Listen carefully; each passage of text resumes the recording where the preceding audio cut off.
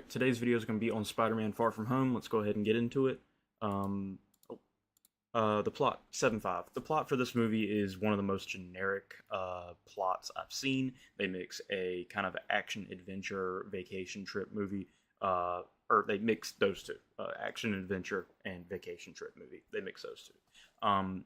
They don't do a lot extra with it. They try to with Mysterio, but it ends up, to me, falling flat and being very, I want to say boring, but typical, predictable.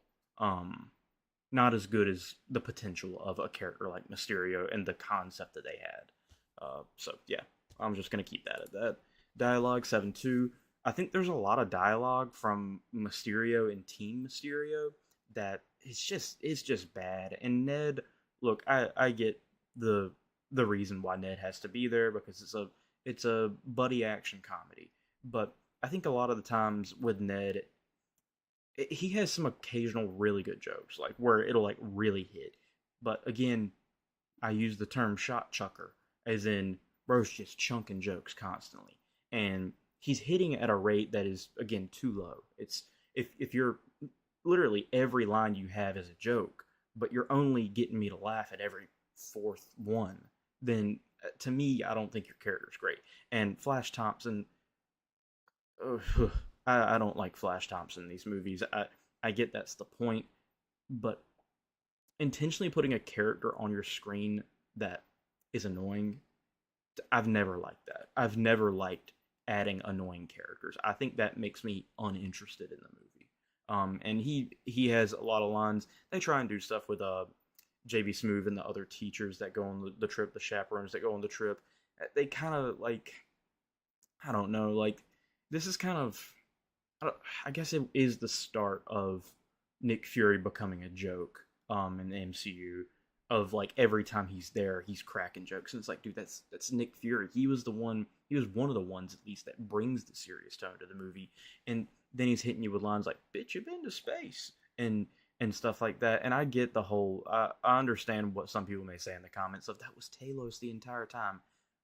One, like, they don't act like that the entire movie. They only briefly show that Nick Fury is Talos in his actions. They don't really try and do the scroll element of it well. And I get that's the point, is they're trying to replicate Nick Fury as much as they can.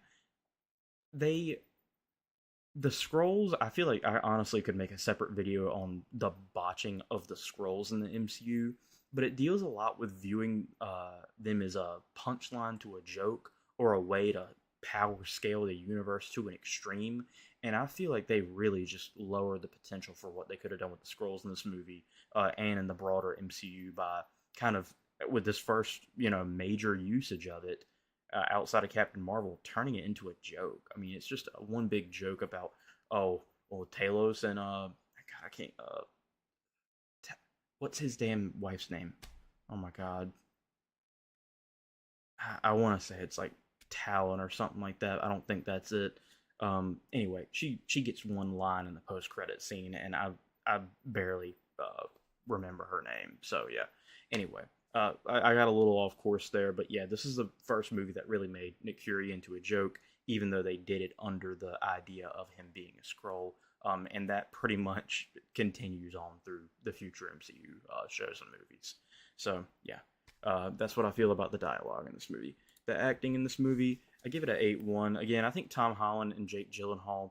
Tom Holland does a good job in these movies because this is his bread and butter. This is what he's got to care about. Jon Favreau does a good job in these movies. In this movie, Jake Gyllenhaal did a good job in this movie. Jake Gyllenhaal did what he was asked, even though what he was asked was to be a little goofy. So yeah, again, and I think like Zendaya as MJ is heavily. I said this in Homecoming, heavily, heavily underused. In these movies, it's Zendaya, and you're turning her into a stereotype of like a gothic girl, but she's not.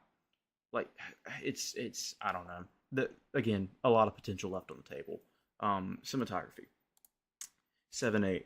The infight in this looks really good, and I guess the 7-8 rating comes from, for it being an adventure movie, I feel like there's only, I don't know, I think I could maybe bump that That seems a little low. I'm gonna bump that. That seems a little on the low side. I'm gonna bump that to an 8 because now that I'm thinking about the movie, the scene in the flower field, um, I think when he's in the Netherlands, I believe, is where he was at.